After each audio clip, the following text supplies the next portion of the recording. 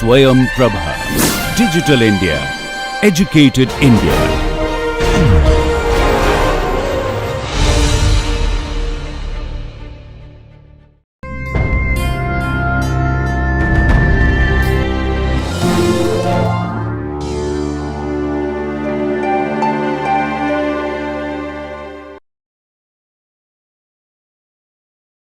Okay, so let's begin. So someone has a question about carbon's oxidation state in methane. So see, if you look at this slide, you see here 4 pairs of electrons shared between carbon and hydrogen. So that's how you get 8. So each electron here is spending more time with carbon than with the hydrogen. So carbon is not going to be able to accept any more electrons. Yeah, yes, it's a total 8 electrons, not 8 positive charge. It's not 8 plus. Okay, so we move to the next one. So there was another question. What is protein domain? So all right, so what is a protein domain? So protein domain is when the polypeptide chain folds into 3-dimensional structure. So you have certain regions that form an independent module-like structures, and we call them as protein domain. Like yesterday, you saw the Rossmann fold that is in NAD binding proteins. So these are specific 3-dimensional structures. Okay, these are a higher order in the hierarchy of structure than the secondary structures, but these are not like the whole protein structure. Sometimes it can be whole protein structure. So certain proteins have one single well-conserved domain, meaning that particular structure is seen in other proteins as well, in other organisms. But many proteins, particularly larger proteins, have multiple independent shapes within them, and these independent shapes may be conserved and they could function like a module. So you may find, like for example, if you take a protein that acts as a transcription factor, so you will have a region that enables it to bind DNA. And this DNA binding part of that protein will have a certain 3-dimensional structure, and that could be there in many other DNA binding proteins as well. And in addition to binding to DNA, that protein might have other domains which might help it to interact with a variety of molecules. Yeah, a transcription factor might have another domain that interacts with the RNA polymerase, or it might interact with the protein involved in transcription activation or suppression. So you could have modular structures in a protein, and these modules may be mixed and matched. And such independent 3-dimensional structures that are identifiable as specific structure, they are the domains. So is that clear? So yesterday we stopped, with NAD structure, how it accepts electrons in the form of hydride ions, that is 2 electrons and 1 proton. And so we saw that it is in the this nicotinamide domain, like this one, attached to another nucleotide, that is adenine nucleotide. So the 2 phosphoric acids connect these two. So this is like a benzenoid structure. This is more like a benzene, and when it binds, these double bonds shift here, and that is called a quininoid structure because it resembles quinine. So then we stopped at this slide. So where the nicotinamide comes. So the nicotinamide normally comes from niacin. This is a B complex vitamin, and it is required in the diet, although it can be made from tryptophan. So the amount of nicotinamide made from the tryptophan is not sufficient to produce all the NAD that we want. And sometimes the protein that we have in our food may not have sufficient amount of tryptophan. For example, if you are eating too much of corn, and corn is deficient in tryptophan, so you will not have required tryptophan. And that is why its availability in the diet as niacin is critical. Okay. Synthetically, originally people made from nicotine, and that is why the names are similar. But the nicotine available from tobacco cannot make niacin or nicotinamide. Okay. So smoking is not going to provide the raw precursors to make NAD. And due to this, when the your diet lacks niacin, so you have vitamin deficiency, leading to diseases. Okay, and that disease is called pellagra. So pellagra is a disease that is characterized by skin infection, or abnormalities on skin, rough skin. The Italian word for that is what is pellagra. Diarrhea and dementia. People forget things too. So the 3Ds characterize pellagra, and that is caused by niacin. So a lot of people used to die due to pellagra earlier, particularly in the part of the world where people were dependent on corn. For example, Southwest United States used to have a problem of deficiency of niacin. Then these three scientists identified that the main defect is the absence of niacin in the diet. Okay, so someone else, I forgot the name, identified it is due to the nutritional deficiency, and these three people identified the deficient nutrient is actually niacin. And niacin is a very inexpensive molecule, and it can easily be supplemented in one of the many things that you eat in a daily basis, and that takes care of pellagra, and pellagra is eradicated in the developed world. But since our priorities, as I told you previously when we were talking about vitamin A, for want of a quarter of a carrot, a lot of children go blind. Similarly, we have niacin deficiency, particularly north central Deccan Plateau, still pellagra persists. So many of you should think about such things. When I want to build a career, when you think about hi-fi things, you need to realize the large part of our problems are these kind of very mundane things. Okay, not because we lack big machines or sophisticated equipments or algorithms or defense weapons and so on. So we still have nutritional deficiencies.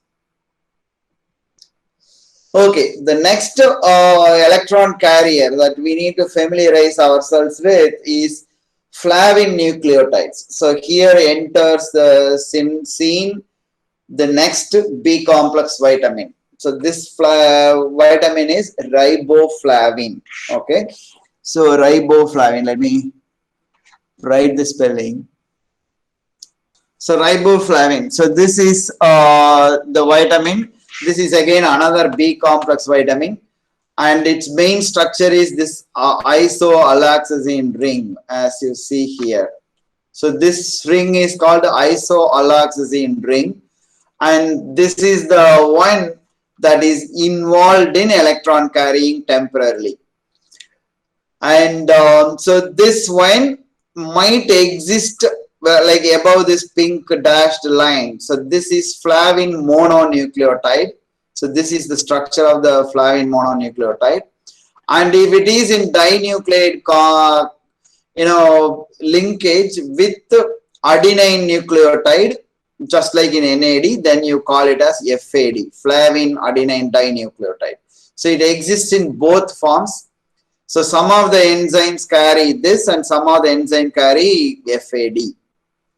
And an important difference from NAD or NADP is that the proteins that use flavin nucleotides as electron carrier, the flavin moiety is tightly bound to the enzyme. Sometimes it is even covalently bound. So therefore, this is a good example of a prosthetic group. When we talk about prosthetic group, meaning the cofactor that is tightly bound to the enzyme rather than a cofactor that is loosely bound.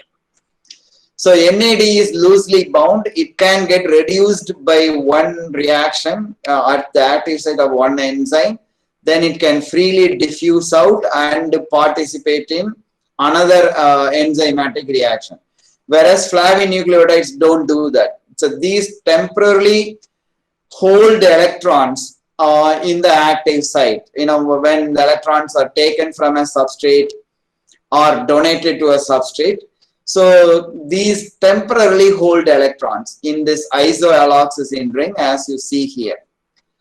And the type of electron transfer here is single electron and single proton. Instead of hydride ion as you saw in NAD, here it is one proton, one electron. So basically one hydrogen atom.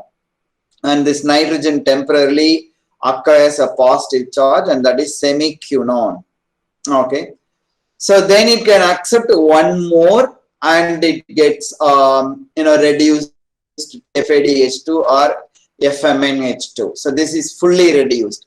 So therefore, this flavinucleotide containing enzymes can participate in reactions where you need to take 2 electrons from a donor and give 1 electron at a time to an acceptor, which may accept only 1 electron at a time. So we will encounter this kind of reactions when we go into oxidative phosphorylation and photosynthesis.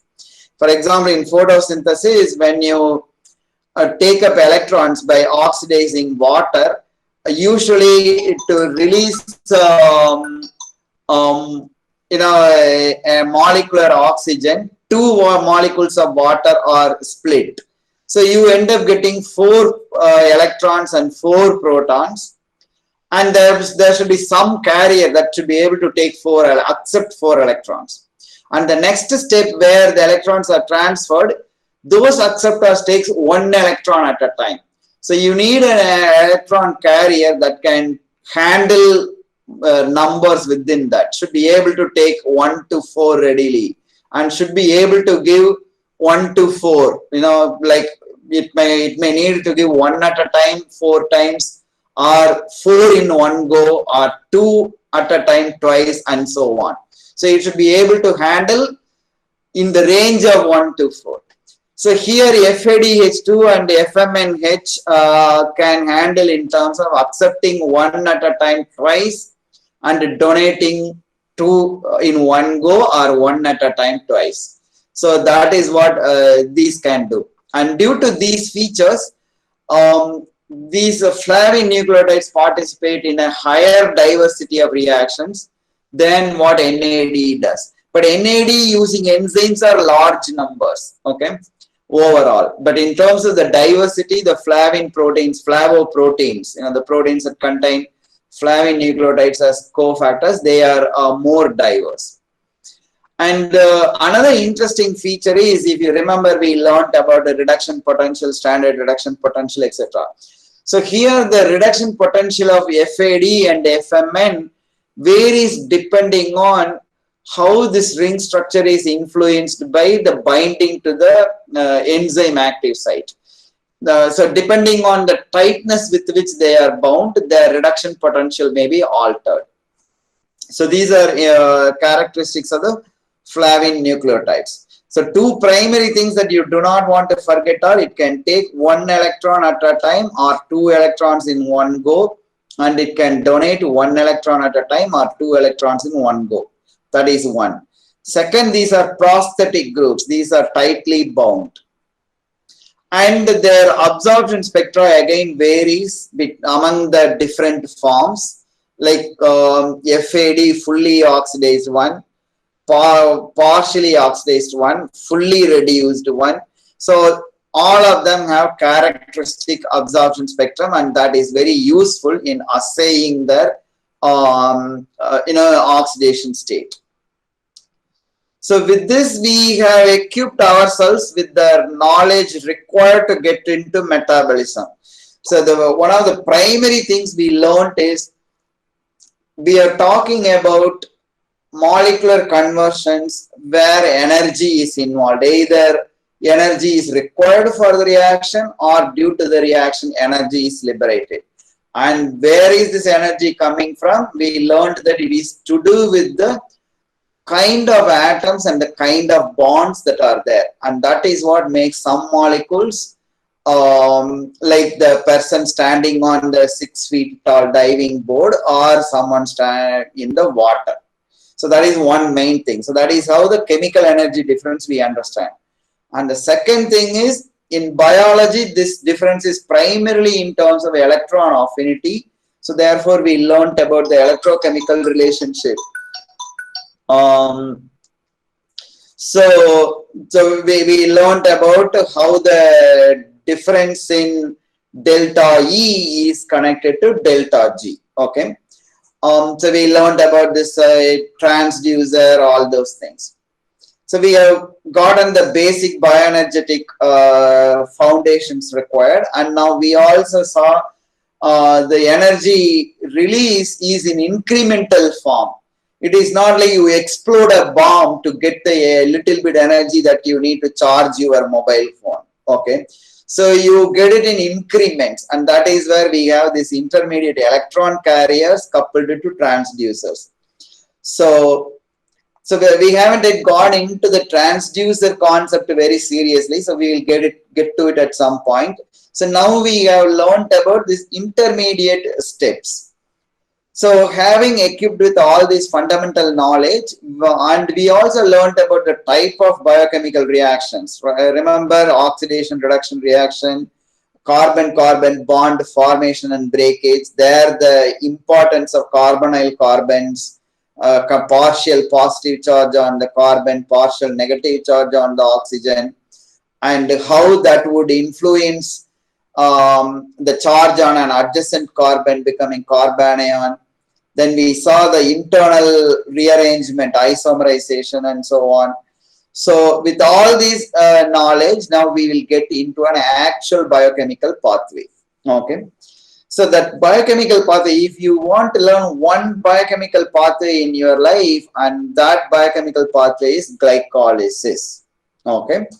So the word tells you it is lysing a carbohydrate molecule, right? Glyco, we know, is a common generic thing, and gluco means it refers to one monosaccharide, that is glucose. If you want to name a general carbohydrate thing, you use the word glyco. So here lysis means breaking down. So it is splitting some carbohydrate. That's what the name is. So here actually we split glucose. Okay, it is actually glucolysis. That's what happens. So this is the best understood of all biochemical pathways. So when we talk about best understood, we don't mean just the sequence of the reactions or the structures of the intermediates. In addition, we also mean the nature of the enzymes, the mechanism of their catalysis, reversibility or irreversibility of the reaction, thermodynamic aspects of that reaction, regulation of this reaction, and how the intermediates are connected to other biochemical pathways. In all that aspects, in its entirety, glycolysis is the best understood biochemical pathway. And second, this is a central pathway in the metabolism in all organisms. So it is highly conserved in that sense. Okay. And also the mechanisms involved in the interconversions that happen here, they are also conserved all the way from bacteria to human. So in summary, this occupies the central thing in terms of evolutionary conservation of the mechanisms, importance to the organism, and that importance being similarly important in all organisms. In all those respects, this is a central pathway. Okay. So now briefly, let us look at the major things that can happen to glucose. So glucose may be joined with the glucose multiple of them and make starch, glycogen, or convert, isomerize into fructose, and you have glucose fructose disaccharide, that is sucrose.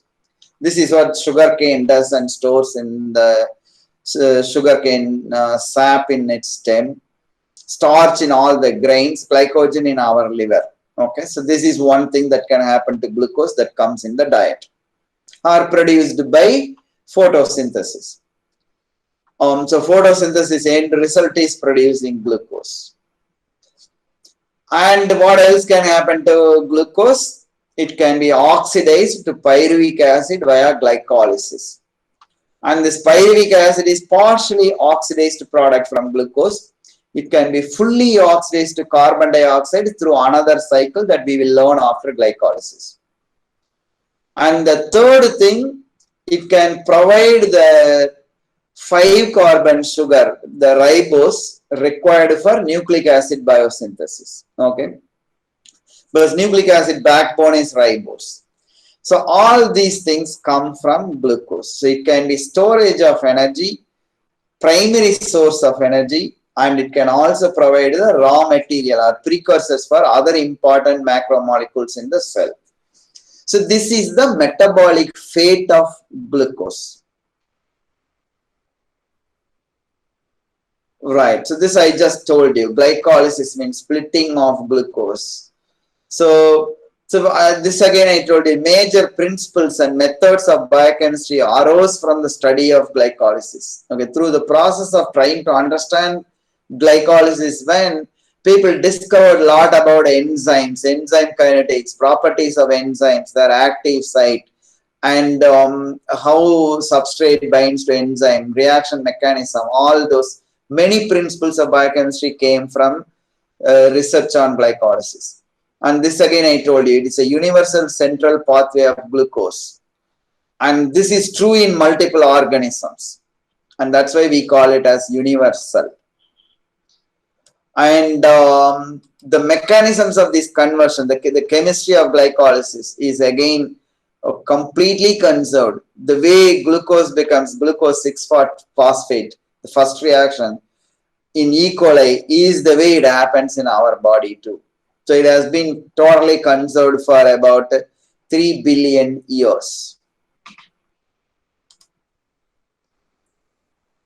All right. So with that introduction to its importance, let us start looking at the individual steps. Okay.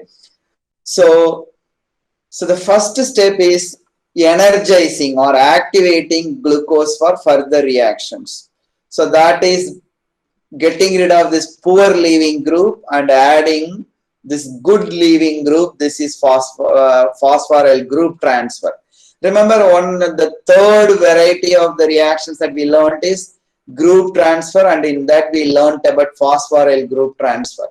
And there we did have this very example, like carbohydrates get phosphorylated and they are the energized version that participate in reactions. For example, to make glycogen or starch, you don't add glucose. That thing actually comes from a phosphorylated version of glucose. And this is catalyzed by hexokinase, a highly conserved enzyme. And there are, the enzyme family, there is another one called glucokinase. So we don't get into those details. If we understand that enzyme that phosphorylates a hexose like glucose, we call it as hexokinase. And the phosphoryl group transfer is from ATP. So if you remember how ATP is used, it's not that ATP is hydrolyzed to ADP plus phosphate. Instead, the phosphate group may be temporarily transferred to the enzyme, and from there, and then ADP is released. And from the enzyme, the phosphate group may be transferred to glucose in this case. And one important thing we want to consider here is this ATP and magnesium.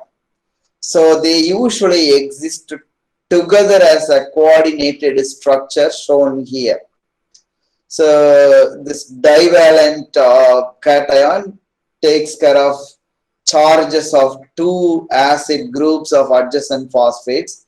So this is actually magnesium ATP 2 minus charges. So this and this, or whichever, like it could be coordinated between these two, and these two may be free, or this may be here. So this is what is magnesium ATP. So ATP, when it is actually existing in our cell, it exists in this form. And this is true with magnesium ADP as well. And this is how they are participating in this reaction. So this is the first step, glucose 6-phosphate formation from glucose. And the next step is something that we have learned about its importance.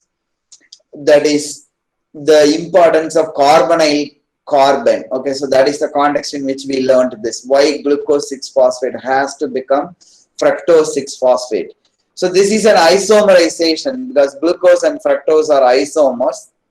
So that isomerization, so this is internal rearrangement of bonds. Primarily switching a double bond from first carbon to the second carbon. So that is what it's happening. So this in linearized form, as we will see in the next picture. Yeah. So this is the linearized version of glucose. So when it binds to the active site of the enzyme, phosphohexose isomerase, so this shaded blue is the enzyme's active site. So this is like the active site, this is like the other parts of the enzyme. So in the active site, first the ring structure binds and it readily opens because ring structure is always in equilibrium with this linear structure. And this double bond from carbon 1 switches to carbon 2. So it is internal rearrangement of double bond. That is what happens in this reaction. So now let us look at how this reaction happens in the active site. So remember, we have learned in enzyme catalysis in terms of the mechanisms of enzyme catalysis. Of course, the general thing applicable to all enzymes we learned is the binding energy, the multiple non-covalent interactions that happen between enzyme active site and substrate provides significant part of the energy required to reduce the activation energy. So that's one thing. Second, we learned that in the enzyme active site, we may have proton donors and proton acceptors, and that kind of a thing we call as general acid-base catalysis. And sometimes that will stabilize and charged intermediate by providing proton or accepting proton. So that example we see here, okay, that reaction mechanism example. So there we just learned as one of the possible reaction mechanisms. Here we see that as an example here. That time also we had a part of these molecules, and this we have already sort of done there in that example. So here we see the actual reaction. So here you have a base that can temporarily accept this proton, and that allows a double bond switching to here, and therefore this will become hydroxyl. So that would be enediol intermediate. See, this is an ene, alkene, and you have two alcohol groups, therefore it is an enediol intermediate. So it's cis because both are on the same side of this double bond. Cis trans isomerism coming here. Okay. Once that enediol intermediate forms, so the required proton comes from the solvent. So mostly it's all aqueous medium, so proton is not an issue. And then this transfer of protons and back this accepting, donating the proton and accepting electron, like the reverse of what happened here, ends up making the double bond here, and this becomes single.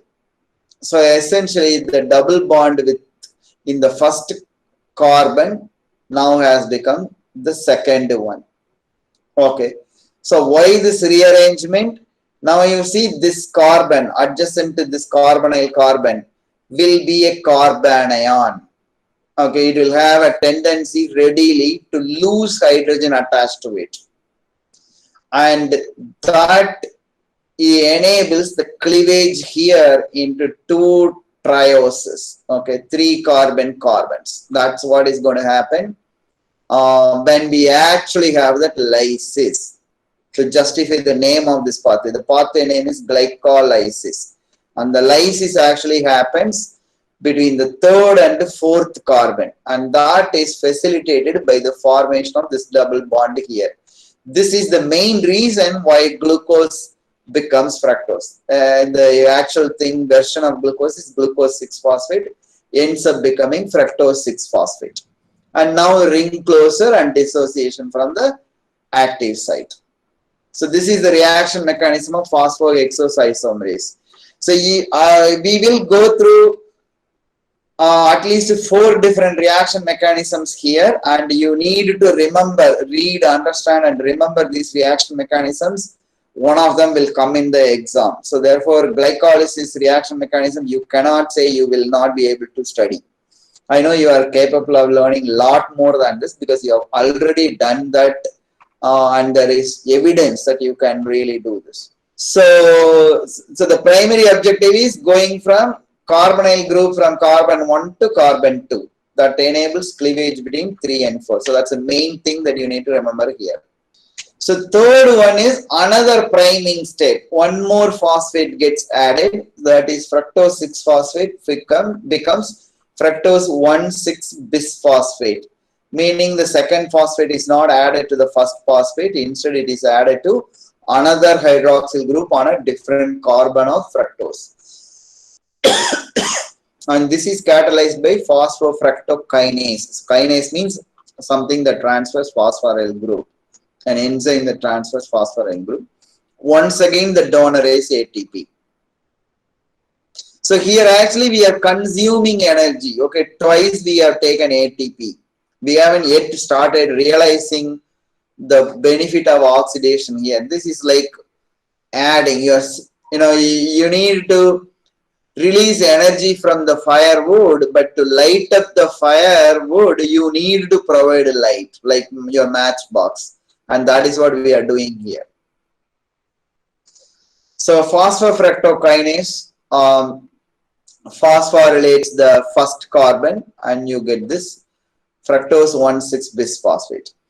So this reaction is irreversible. It goes only in one direction. Of course, when it participates ATP, your magnesium is always involved. So now you understand the importance of metal ions in food. Okay, these are important for reactions in the body. And the product, the fructose 1,6-bisphosphate, can only participate in glycolysis. It does not get into any other metabolic pathway.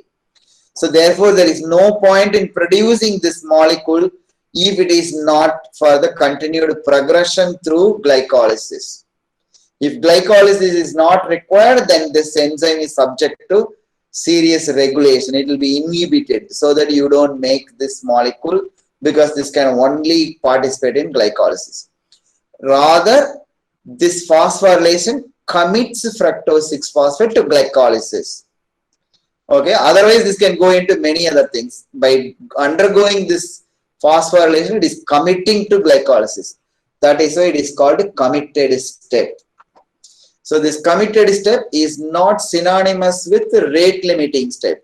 Rate limiting step meaning in a series of reactions, the individual reaction whose rate is slowest compared to the other individual reactions. So therefore, the overall pathway speed depends on that one particular reaction, and they are the rate limiting steps.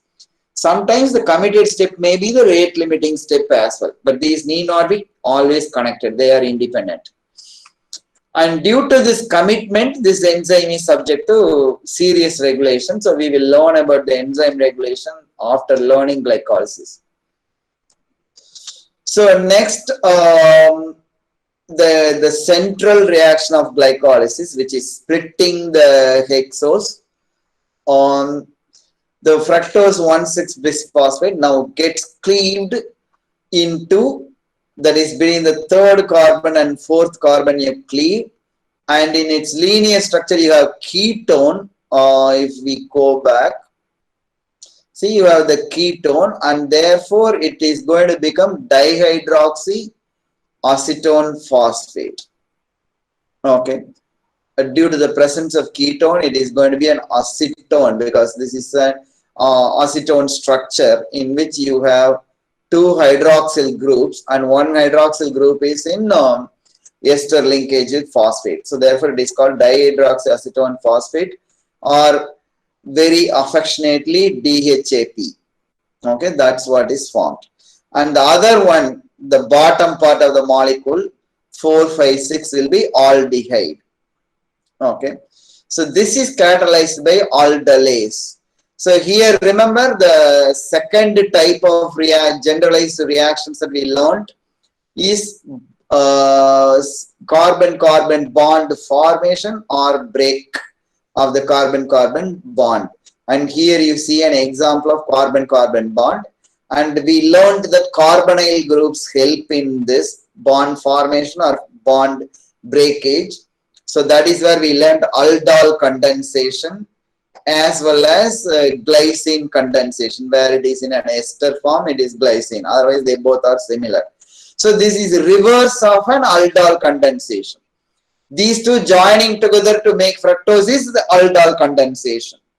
Okay, and that is why this enzyme is called aldolase.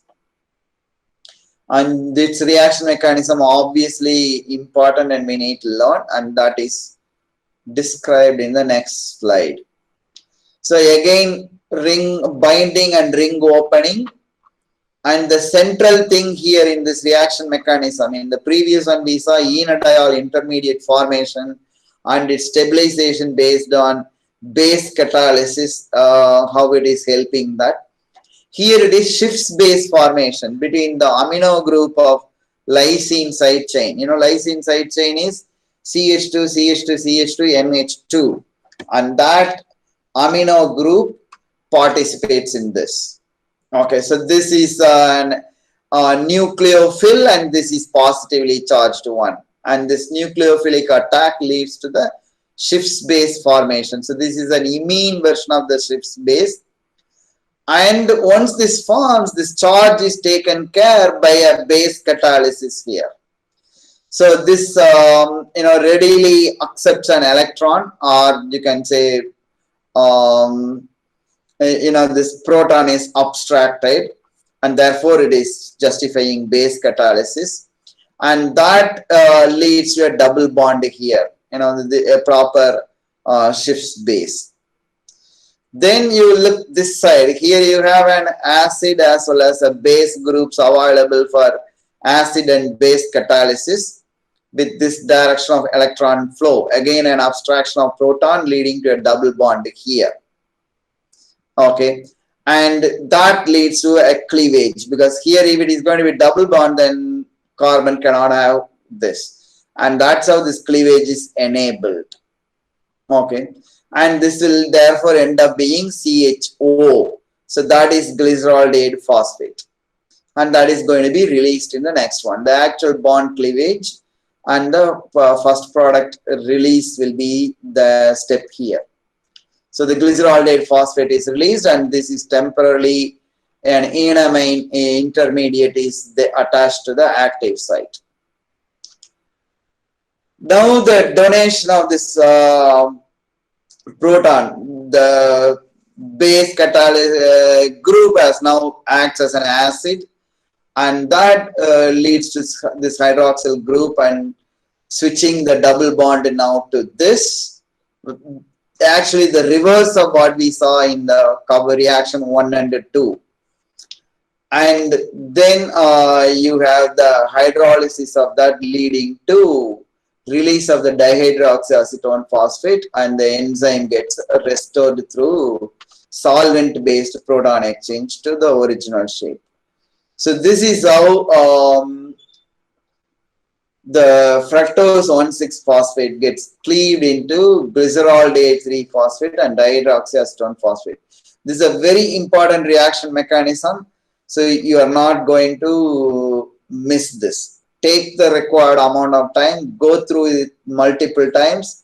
If needed, take an introductory organic chemistry textbook, learn the mechanisms of electron abstraction, proton abstraction, nucleophile attack, electrophile attack, shifts base, all that are required, learn thoroughly and patiently and be clear with the reaction mechanism of aldolase.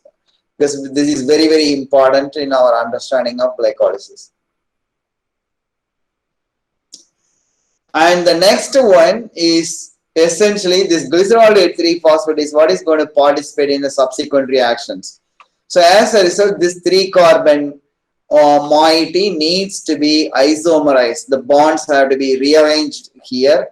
Again, a double bond switch, just like what we saw in 2 steps ago. The same thing here. The double bond rearrangement, carbonyl group from here to this, and you get glycerol 3 phosphate.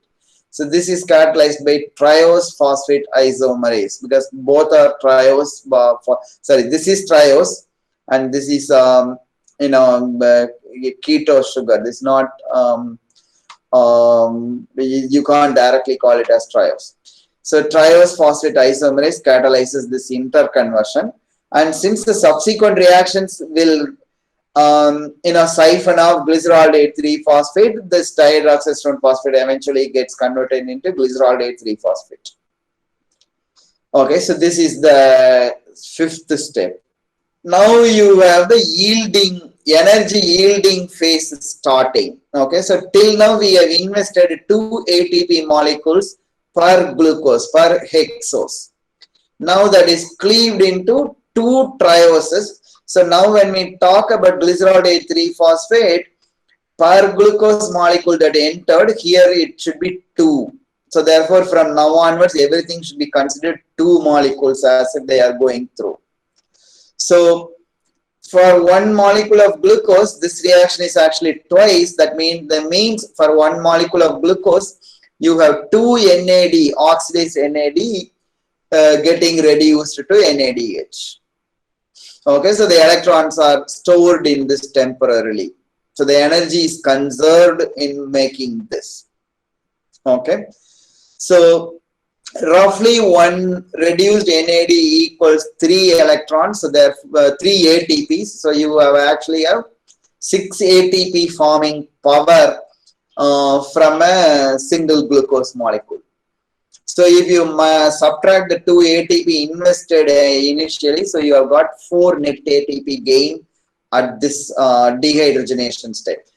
Remember, oxidation reduction reactions in biology is often dehydrogenations, meaning hydrogen atoms are lost, and usually it is 2 hydrogen atoms, and that's exactly what you see in this case.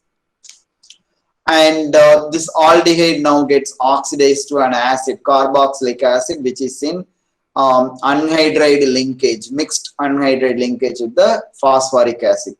That is 1,3-bisphosphoglycerate.